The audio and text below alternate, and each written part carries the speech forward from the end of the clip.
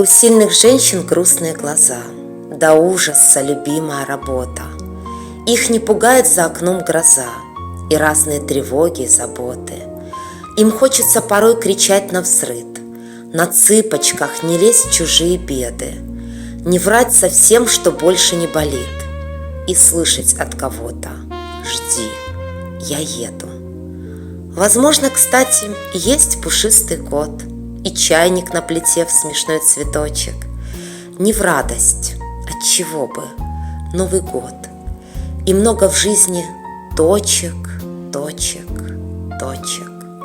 У сильных женщин сердце под замком, их часто так сложилось предавали. И если подступает к горлу ком, сочувствую, ведь вы себя узнали.